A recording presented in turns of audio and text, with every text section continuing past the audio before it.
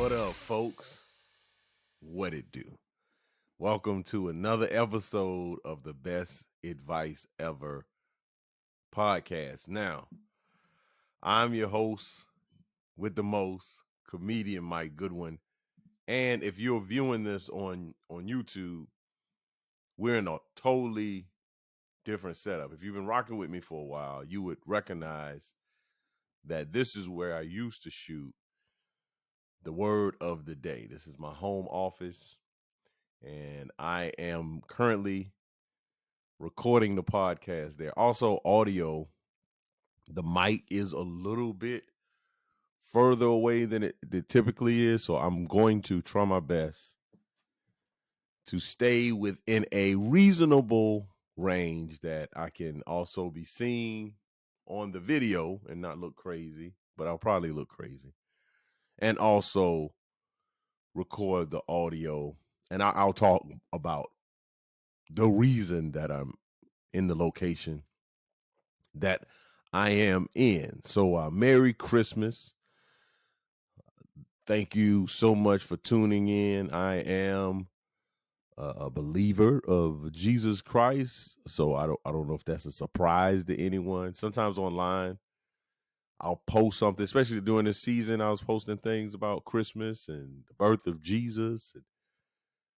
And, folks that were following me was like, hey, enough with the hokey dokey magic man in the sky. I didn't come here for church. I came here for comedy.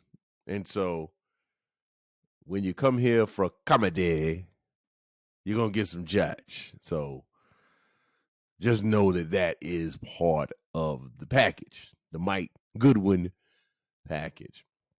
So just celebrated Christmas, and I'm going to stop saying so because I've said so at least 4 times already. And when I'm listening to a speaker, they keep saying the word, I don't listen to what they're saying anymore. I'm listening for the magic word. I'm like, I know this person's going to say so again. So we're not going to continue this podcast saying so. But yeah, Christmas time in Holly, Queens. Mom cooking chicken and collard green. Hey, it's one of my favorite Christmas songs. Check it out. Run DMC, the artist.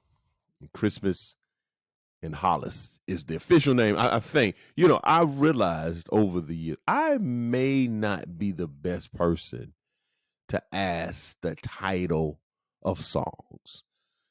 And I even would venture to say that folks in my community, African American specifically, that may be a area in which we're not all the way up to par. If you ask someone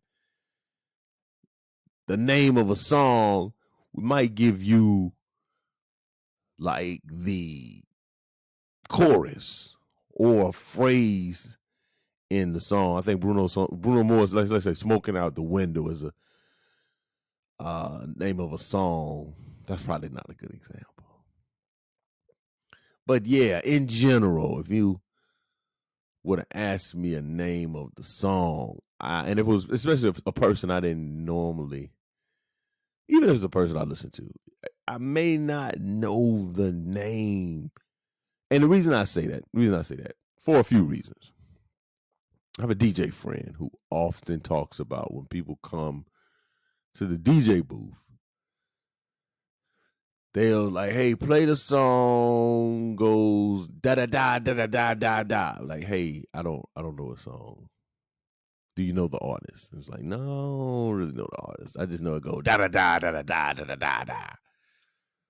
Now again, I know folks cringe a little bit in the modern day era when we talk about particular ethnic groups and race, which is bizarre to me, which is the craziest thing. I'm 47 years old, so we've been talking about race my entire life. Within the last 4 years, people are like, why we keep talking about race? Well, I've been talking about race for 43 years. So And again, I had this thought this morning when we're talking about race, especially those of us that are in my culture and community, African American. We're not talking about it to be divisive. We're talking about it just as if I was saying the sky is blue. Nobody's gonna be like, "Hey man, but the grass is green, man. Why you not talking about the green grass?" Because I'm right now talking about the blue sky. But yeah, the sky's not blue all the time. Yeah, nighttime it's not blue, but during the day, and the example that I'm talking about, sky's blue. And it's blue 97% of the time. I hate I gotta do this. I hate I gotta even make a disclaimer. Hey man, I said black people may not know the song, and then somebody was like, hey, I'm a white dude. I don't know the name songs. That can be true. Two things can be true at the same time, folks. But I got down this rabbit trail simply because of Run DMC. But in general, but back to my point, I do believe that there may be a little bit of cognitive dissonance between the name of the song and what folks call the song. Whether you notice or not, black people call things different than what it really is. I went to Family Dollar yesterday, and I know I heard that girl say, "Welcome to Family Dollars." I know I heard it. She works there. But I had my headphones on, so I may have made that up. But I do think she said, "Welcome to Family Dollars." We just like changing the name of stuff. Like, we just, like me in particular, I don't know all actors' names. I know I know their names from the show that I'm watching. So I'm like, the guy from Snowfall. That's what I got. I don't know my man's name. Franklin. That's what I'm gonna call him for the rest of his acting career until he gets another more significant role, and then I'm gonna call him whatever his name is on that show. But the dude from Skyfall, he will be Franklin. I mean, man, you see Franklin in the new Muhammad Ali movie? That's what we're gonna do. And I don't think I'm by myself. I don't think I'm alone in this. However, it's Christmas time, and I typically start the show with a segment called On the Road Again. And I was on the road. Man, was I on the road. Now, I was on the road, but I had enough time in my mind to return home for Christmas. I've not missed a Christmas with my family, I don't believe, ever. I don't think so. We can go and fact check that. But I'm also a person that joined the military. So I missed at least one Christmas in Korea. I know I've missed that Christmas. I've missed two Thanksgivings that were pretty instrumental for me to be able to recognize that, hey man, you might not be able to make it home for all the holidays. So I've missed two Thanksgiving because I missed the Thanksgiving when I went to basic. Then I missed the Thanksgiving the next year because I was in Korea. But I made it home Christmas for that year, both times. Nope. I did not make it home for. So I made it home to Christmas after basic training. So we're talking 93. Christmas of 93, I made it home. Then I left for Korea January of 94. And I did not make that 94 Christmas. I didn't return home until January of 95. Yeah, so I missed one Christmas, but two Thanksgiving. And so the culmination of those three have really what's the word? I was thinking about this word earlier this week. When you burn something, I'll know it next week. And shout out to me not saying Minionites. I was saying Minionites. Somebody called me out on social media. It was like, hey, you talking about the Mennonites? It is the Midianites, Mennonites, not the minion, the Minionites. Whatever I was saying. As much as I love words, I do have a challenge from time to time. There's some words that catch me off guard, but catheterize or caught when you burn something to heal it. I think that is what happened to me as it relates to those two Thanksgivings and Christmas. I was kind of okay if I had to go on in life and miss another significant holiday from my family. But I'll have that word. I'll have that word for you next week. It might be the word of the day. No, that's not a funny word. That's a very traumatic word if you're actually experiencing it. So I said so. Yes. Flam, flam, flam, flam. I was doing my Bill Cosby. I was doing my Eddie Murphy impression of Bill Cosby to a buddy of mine. It was pretty good too. I had not done it in a while, and so I understand those of you that are listening, like, hey, how you gonna bring that up and not do it? I would need to probably go back and watch. I think it was Raw, in which Eddie Murphy does a bit about getting a call from Bill Cosby because Bill Cosby took his son to an Eddie Murphy show. I should be saying Chill Cosby. Anytime somebody asks me like my influence comedically, I'll say the names of folks and then I'll be like Skills Snosby, Bills Bosby. But there's a bit where he does. He calls Eddie Murphy. I would like to talk to you about the words that you're using in your show. I took my son Enos to your show. He was very excited to have my boy. He's gonna go and laugh at the comedy show. So bring him to your show. Very excited. Going to Eddie Murphy, going to hear the comedy. We get to your show. You walk out on stage and you say, flim, flam, flim, flam, flam. Now, it's very rough. I've not watched that bit in a while, so I may go back and watch it, and then I'll have a better impersonation when we come back together next time. But the reason I bring this up is we're on the road and we were in Columbus, Georgia. No, Columbus, Ohio. So the way that my brain works, Columbus, I have a brain like Microsoft Word.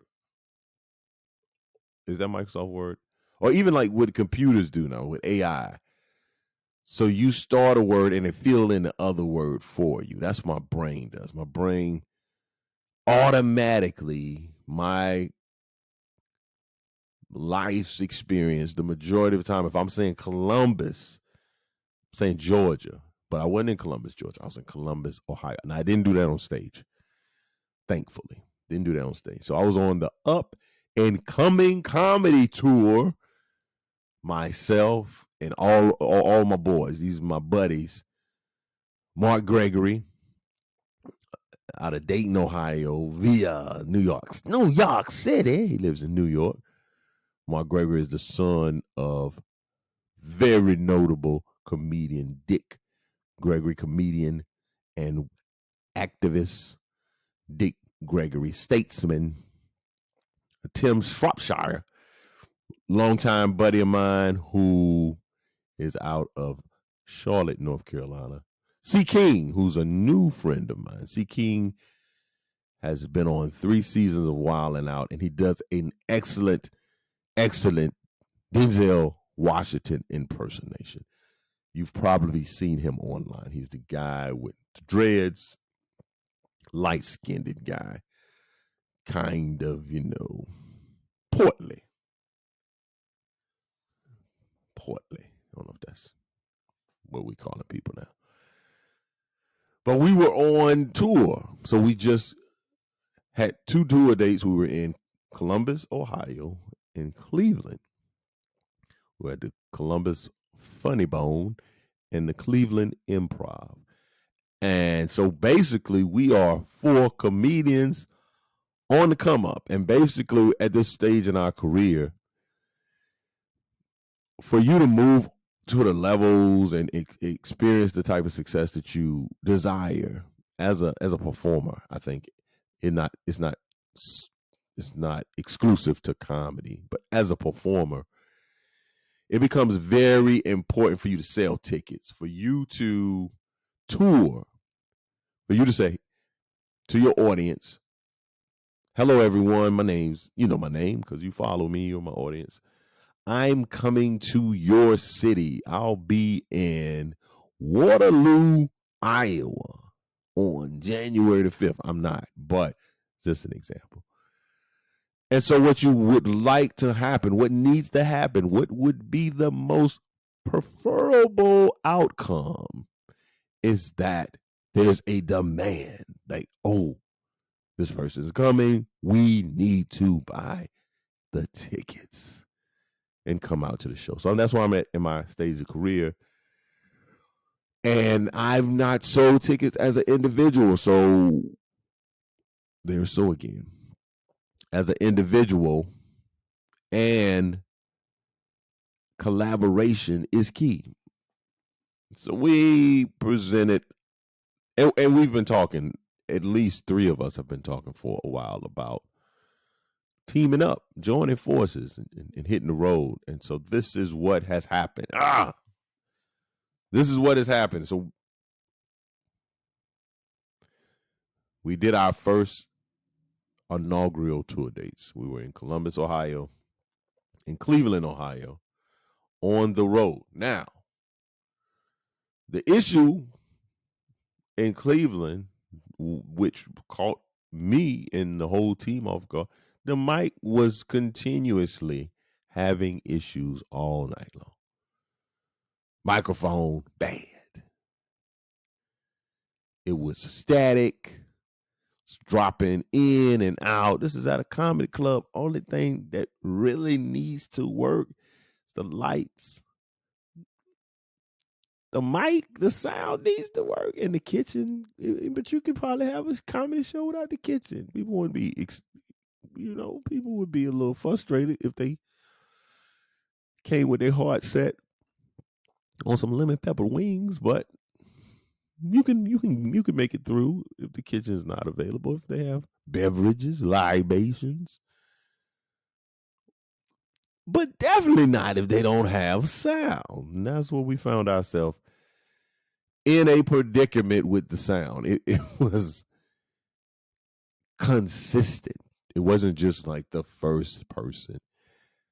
And then the most astounding thing. So we had sound issues throughout the majority of the night. And in between sets, even during some sets, the person would come and bring us a new mic, and they would switch it out, and it was corded. They have those cords, and they would move it from this particular port to the other port. They would bring a different corded mic. Still no resolution. So I'm up. I'm closing. I'm the last person on stage, and I probably have about 20 minutes left, if that, maybe 15. I'm being generous. I think I have 15 minutes. And they brought a wireless mic, and it worked perfectly. And we were like, why was that not the first option?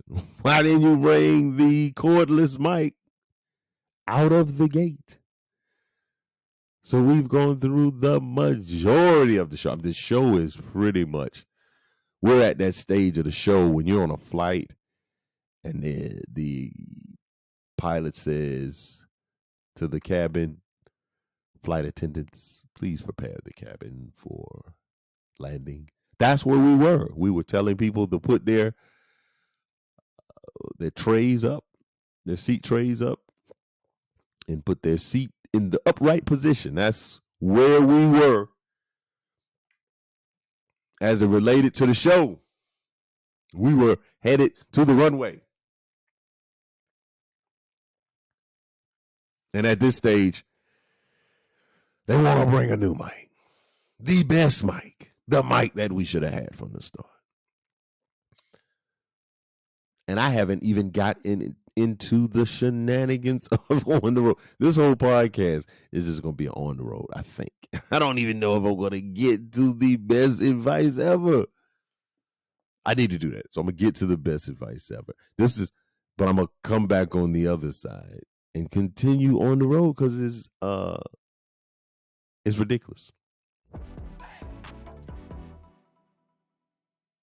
I'm going to give you the best advice ever. I'm going to talk about it, but I'm going to get back to the on the road conversation because there's some more things I need to discuss. I need to communicate. I need to allow this portion of my story to be told, to get it off of my chest. It's like the COP commercial. COPD? COPD, yeah, the commercial where they basically say it's an elephant sitting on your chest. That's how this on the road is. It's sitting on my chest. But I'm going to share with you the best advice ever. So today's at best. Hard pivot. I'm pivoting like I'm Kareem Abdul-Jabbar. Like I'm Hakeem Olajuwon in the post. I'm hook shot. Head fake. Pivot. Swish. We need to bring the jump shot back, people. Bring back the sky hook. I said the jump shot. It's the sky hook. In the motion of it, y'all will not understand how many hours I spent practicing the sky hook. You see that should give you an insight on my DNA, on the way I approach life. I'm looking at life like, hey man, what's no one doing anymore? Let's do that. I'm telling you, as a 13, 14, 15, the sky hook. I'm even talking about left leg, right arm, knee in the air to get the defender up off me, knee to chest. Hours practicing the sky hook. I want it in my bag. That'd be a good conversation one day to have too about basketball. I was a very like above average, so I wasn't a collegiate level athlete with basketball, which I think I could have been had I focused on being a guard. I'm a center in a guard's body, which means I should have played football. That's what it means. I should have been hitting people. I was, in my brain, in my game on the court, a 6'10" post play. I just want to be in that paint. I like shooting. I like shooting threes. I like handling the ball, but I wanted to mix it up. Issue is I'm about 6'1"-ish. That doesn't go well in the post. 6'1"-ish needs to be dribbling out on the perimeter. get your behind from up out of here. So I would have the hardest times when I would play with guys who were like 6'6", 6'5". They they wouldn't go for my shenanigans. They just stay there and block my shot. Like a guy my size, oh, I'm getting you up out of there. I'm bully ball Brunson out here, baby. Big bully balling Brunson basketball out here. However, we're talking about the best advice ever. So the best advice ever that I'll share with you today is simply look for opportunities to serve. Look for opportunities to serve. And I say this as it relates to anytime you're feeling inadequate. And I think that's many of us. I think that very few of us have this disposition of success. Just, hey, it didn't go well. I'm going to do it again. Oh, I don't know anything about that. That doesn't matter. I'm going to do it again. I'm going to go and apply for that particular job. I'm going to apply for that position. What I've seen, folks, often, even in what I felt personally, is folks that are in a position, they are doing a thing and they feel inadequate. You know, there's the whole concept of imposter syndrome. And I'm here to tell you,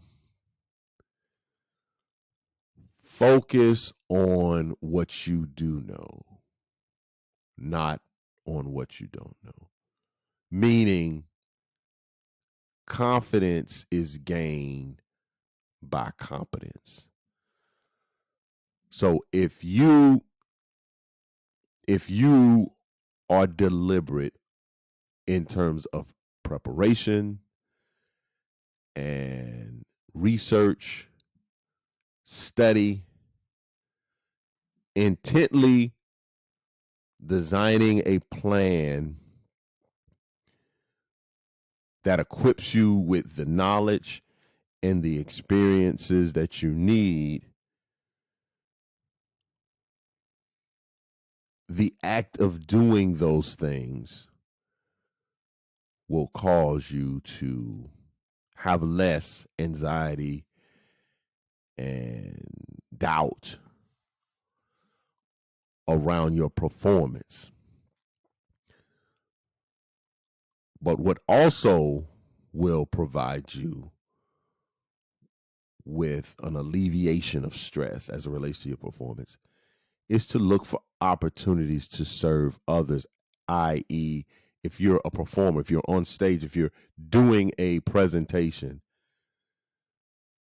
think more about the audience than you think about yourself. Think, what is it that I'm sharing with my audience that will give them the ability to have a new perspective, that will allow them to see things in a new manner? This will give them information in which it will enrich their lives. They will be able to be better suited for success because of the information that you shared. So look for opportunities to serve. If you're on stage and you're thinking about, they're not going to receive my information, am I qualified? I don't have the credentials. I see this a lot from people that I know that don't have a college degree. Folks are very well able, especially in the area in which they are working in. If you're out here with a daycare center and you got a daycare center of 40 children and a waiting list, the fact that you don't have a college degree is not inhibiting you from the success you're experiencing. You have 40 children in your facility. Man, serve those families to the highest of servtivity. Not certain if that's a word. You have them. They're there. There's a wait list. Serve the folks that show up every day. And that will take the spotlight off of you. But become confident in the fact that you are strengthening your competencies. You are going to conferences. You have mentors and guides and coaches, and they may not be people that you have a personal relationship. Hey, I don't know if y'all noticed. Hey, Jim, we need to drop some of those, like, pew, pew, pew, like the DJ sound blow, because I'm dropping bombs off up in here. I'm giving you that. Sit. I'm giving you like that Mike Tyson combo advice situation. I'm giving you the 2-piece, the biscuit, and the sweet tea, right? Look for opportunities to serve others. Take the focus off of you, put it on others. This is a profound experience I've had, and I share it. There was a particular day, it might have been a Monday. I was feeling a type of way. I did not feel very confident in what I was doing. I'd probably just gotten back from dropping the kids off. I'm sitting in the carport, and maybe I looked at social media and saw somebody that was killing the game. And I'm looking at myself like, bro, what are you doing out here? You are trash right now, my guy. No momentum, no opportunities, no big announcements to make. You're out here lollygagging, gallivanting, horse playing even, right? So I'm feeling low. I'm feeling like, dang, man, I should be a little further along. I should have a little bit more opportunities. My star should be a little bigger and brighter. I mean, me.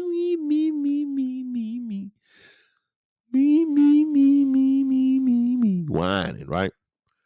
So I get my phone and I start texting people. I just look through my contacts and I see somebody. I'm like, oh, let me hit them with a great, encouraging message. Yo, my man, you are an excellent husband and father. I'm so inspired by your work ethic, value as a friend. Your boy, Mike Goodwin. Send a text. I did that for a few people. I don't even know the numbers. You know what happens then? When I started getting out of my own pity party, because I was partying, I was like, celebrate being peaceful. Boom, boom, boom. That's not a good song. Celebrate being mediocre. Dun, dun, dun, dun, dun, dun, dun. Oh! That's what I was doing. Sitting in the car celebrating, feeling bad for myself. Feeling like nobody loves me. Nobody cares about me. I wish I had a Netflix special coming out. I wish I was touring and selling out venues. I wish I was on the Jimmy Kimmel show. All this kind of thing. Started sending these messages out, and folks started replying. And they started saying encouraging words to me. And a lesson in my mind was forged. And it basically said, hey, bro, when you in your feelings, when you feeling low, when you feeling down, take the emphasis off of yourself and put it onto others. That's the way to do it. So that's the best advice ever that I'm sharing. Another thing that I would encourage you to do in that service mindset is always be a student. And this might be another episode. Pew, pew, pew. I need to bond and drop them air. Always be a student. There's always something you can learn. You can learn what to do, or you can learn what not to do. Speaking of that, on the road part 2, baby.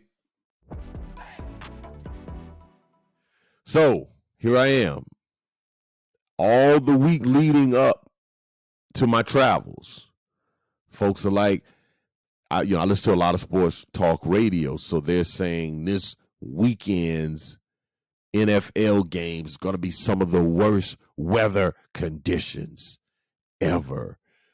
Teams are going to be playing in 50 miles an hour winds and -1 degree weather temperatures. And all this. If you can avoid it, don't travel this weekend. It's going to be a mess. And Christmas travel is always pretty perilous is pretty. That's a little much.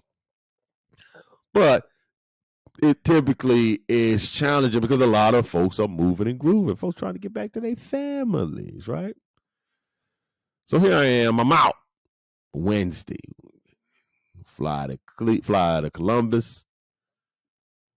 Meet up with the fellas. We do the show. We drive from Columbus to Cleveland in the rental. It's a little rainy, a little wet. But not no issues like that. We get to Cleveland, do the show, all good. After the show, we go get some food. People are out. The sky is clear and balmy, right? It's just, I'm thinking, man, these weather reporters, man, these meteorologists out here selling wolf tickets, selling wood nickels, out here getting everyone up in arms for nothing, right? My flight leaves out Friday morning from Cleveland at 6:00 a.m. That flight gets canceled. So I immediately hustle to get on another flight.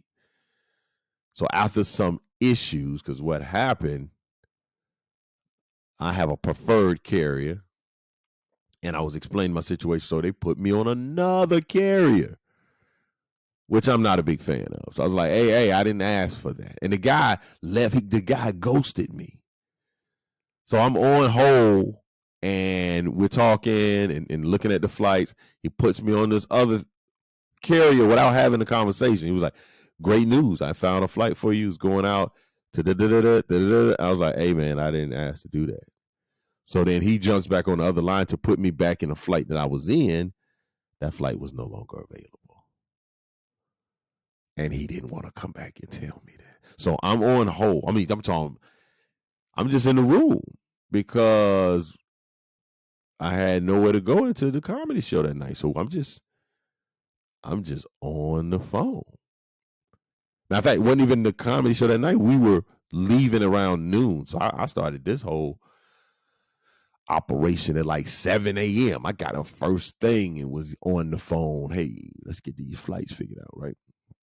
So he ghosted me. I'm talking about I'm sitting there 20, 30 minutes just listening to this constant whole music. They say the same things. It's much quicker if you go online to the blah, blah, blah app. They play a little beat that sounds like a baby face song.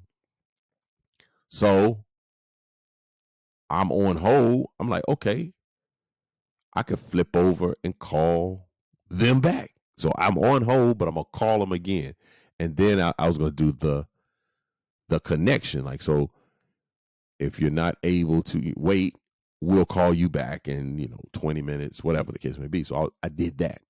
I flipped over because I was still on hold. Called the hotline that I was already on, and received a return call while I was on the call with the same people. This happened to me one time. This separate from flights. I was at a gym. It's like a Sunday morning, Saturday morning. I wanted some breakfast, man. So I'm at this gym and I call the Waffle House. People, I tell jokes about the Waffle House, but I goes to the Waffle. I gets my Waffle House on, where I use it much before, not as much now, but before. So I called the Waffle House and the folks are like, hey, man, can I put you on hold? Yeah, I was like, yeah, no problem. And hold went from like 5 minutes to 10 minutes to 15. I was like, where I was located, it wasn't even 15 minutes from the Waffle House. So I got my car and I drove to the Waffle House while being on hold with the Waffle House. I walk in, the phone's still on the counter. I said, hey, I'm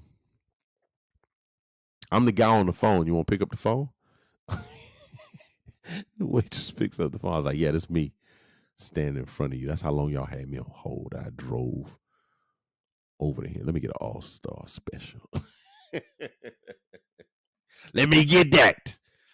So, man, we in it. Let's try. I'm gonna try to get this. Try to get out of here, people, in under an hour. Let's get it done, Mike. Let's get it done.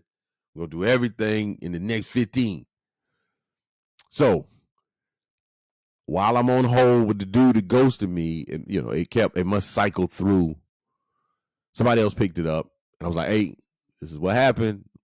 I'm a patient man. I'm very patient, but let me explain to you what's been going on before you got to me." So they put me on another flight. Flight was going out at 1:00. I'm fully I never think my flights will cancel. I'm always of the mind, oh, all the flights can cancel. I'm up out this joint.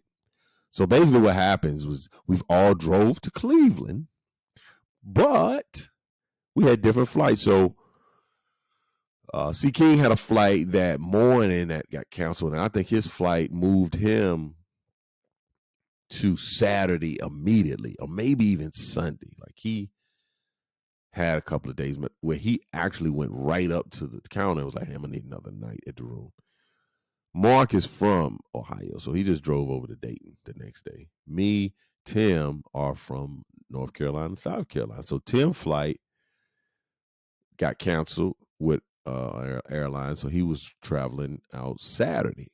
I'm fully confident I'm out of here. I'm out of here, baby. So I got to get the rental car back to the airport. So that needs to, and rental car needs to be back at 9:30 that morning. I didn't have anything until 1:00. That's when my flight was leaving. However, I said it's probably better to go ahead and get over there to the airport and be there than to try to get there later in the afternoon. So Tim and I said, hey, Tim was like, hey, I'm going to go ahead and just go over to the airport. Something may be shaking and I can get on something and get up out of here, even on my flight's tomorrow. Cool. So we make our way over to the airport, which is probably 20 minutes from where we were staying. And in those type of conditions, you can double that time up. So 20 minutes becomes almost 40 minutes with the ice and the snow and the winds. And it's not as treacherous as it was going to be, but it was getting there, right? We get over there, we get, man, it's a challenge because number one, it seemed as if Cleveland wasn't prepared for the snow. It felt like I was in Columbia. Like if you wake up in Columbia, the roads look like that. Like, oh snap, snow came. We didn't know. Caught us off guard. What are we gonna do now? That's how it looked. I'm like, Cleveland. They've been talking about this snow for a week, and Cleveland still was like, me, it ain't gonna hit us. We good. And it was not good. It wasn't good. So I'm talking about, it was challenging to get to the rental car joint. So we get to the rental car place. We got time. So we walk up, and all the flights either canceled or delayed, except for my flight. My flight's on time. It's in green. You got a full thing of red canceled flights, yellow delayed flights, my Goodwin flight, green. So I'm like, this is gonna go down. So Tim and I, we talked to some workers, or I don't think they were flight attendants, but folks that work for my particular airline. I don't know why I'm not saying the airline. I don't have sponsorships. I won't be out here willy-nilly throwing corporate names around. They're not contributing at all. They're not even giving me frequent flyer miles for my pain and suffering. So what happens is the folks at the counter like, hey, man, this fight probably ain't going to go down. Like, the devil is a liar. I'm going home today. So Tim and I part ways. I said, hey, man, I'm going to go ahead and check in TSA and get it popping. So I go, and they had the club. Maybe I need to come back and visit this stuff because there's so many other twisted turns in the story. But they had like this club where when they got a day pass, I said, Mama, kick it in the club into my time. Now, outside the window, it did not look good. It did not look good at all. Winds, snow. I mean, it was bad. Canceled all the other flights. Except for my one flight is on time. So the flight lands. They circle around in the air for like 10 minutes, but flight lands. We board. Like, yo, we are up out of here. Hasta la vista, baby. Like, we are going to the promised land. So our flight crew, the woman that's boarding the flight, there's no conversation around, hey guys, we're under. No, they're like, pre-check if you need extended time. Let's do it. So I'm on the flight, feeling good. In fact, walking on the flight, I text my wife, which I do before I leave. I text her when I'm boarding. And I was like, hey, it's a miracle boarding. Then I text the bros and say, hey, your boy's up out of this piece. I'm bored now. I take a picture of the guy in front of me walking on the plane. They say, hey, we got to do the de-icing. After that, we out of here. I'm the type of dude, I'll fall asleep as soon as I sit down and everybody's in my row because I'm typically on the aisle. Once everybody's in, I put my seatbelt on. I take a little nap. The de-icing is going down. Folks are on the flight. I'm like, bro, we did it. They stopped the de-icing. Well, after the icing stopped, they said, hey, unfortunately, during the de-icing, conditions worsen. And we can't go anywhere. So there's a window. And we're communicating with Atlanta and da. Fast forward, we're deplaning. So we're getting off the plane. Let's say this, we probably sat on that plane for 2 hours on the tarmac. So when I got on the flight, it was 1 o'clock. It's 3 o'clock now. I go to the counter because that's what they advise us to do. Go to the counter. I'm one of the first over there. They put in the stuff. How the 6 o'clock tomorrow? No, he said how the 6 o'clock, 6 p.m. from here get you to Atlanta. Then you get home. It'll probably be 11 o'clock that night. I'm like, great, when? They said Monday. Pardon?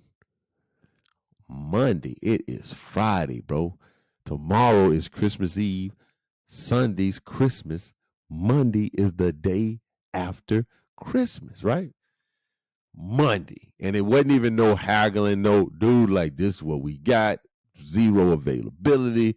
And there's a line of people behind me. So I take my L and I go over to, I call my wife. I say, hey, I think I texted her when the flight didn't go. I said, we're deboarding, deplaning. Monday, I tell her. As soon as they can get me out of here. We're looking. So I jump on the call. I say, if she asks me questions, my wife loves asking me questions. Loves it. I mean, I think that's one of her favorite things to do is to ask me questions.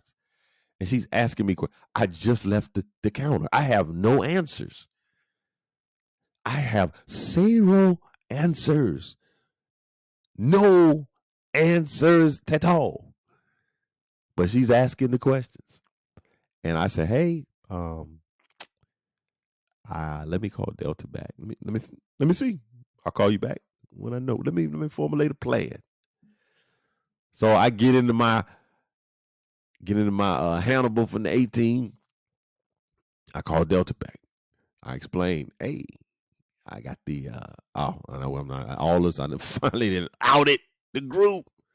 So I call the folks back, and whoever I was talking to was very helpful because you're like, there's a 6 o'clock flight going out, and I can get you on. How many people in your party? I was like, party of 1, son. So she got me on that flight, and we were doing the stuff. but I had to check in at the counter, go check in at the counter, call my wife. Hey, now at this point, it's like 5:00. And so I'm like, hey, I got on this flight. My wife started to like celebrate, she's like clap. I was like, hey, slow down. We don't know. And as we were talking, they canceled that flight right there.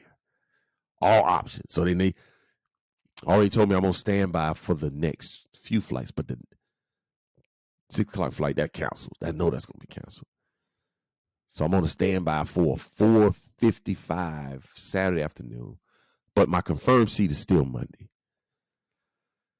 My wife, she texts stuff about trains. The trains have canceled. They've discontinued the line, and the train would have been a 22-hour drive. Well, not drive, but trip. So we make some phone calls. I call a guy that works for me for booking. He's I forgot the guy in the Matrix, not Neo, but Morpheus. He's Morpheus. So we go through and we're looking at flights and we can say, okay, we can drive from here. So by this time I go and team back up with Tim. I say, Tim, your boy didn't make it. So I'm in here in the airport with you. Now at this point, they closed all the facilities, nothing to eat. Matter of fact, there was a Hudson. She had the window halfway open. I kind of peeked my head and it was like, hey, ma'am, are you open? They're just very innocently. I hadn't had anything to eat. That lady said something slick to me and we was about to have a problem, but I kept it moving. So I find Tim. I say, hey, man, we're in the same scenario. By the grace of God, Tim had bought an extra Chick-fil-A sandwich. And he gave it to me. And it was cold. And it was delicious. And I knew it took a lot because Tim likes to get his eat on. So get on the call. We're making these ideas. We're thinking about, okay, we can drive over to this Lexington. No, not Lexington, but Louisville. That's the wrong way. Which way is the storm coming? And maybe drive to Pittsburgh, drive to Detroit. So that's 2 hours. And then we get a flight from Detroit. That's a lot. So we figured out, hey, man, it's about 9 hours to drive home. So Friday night, it was like, hey, let's get it. Go get a rental car, take it home. Now, I didn't tell my wife because we had the conversation around, driving, and she was like, you safe, whatever.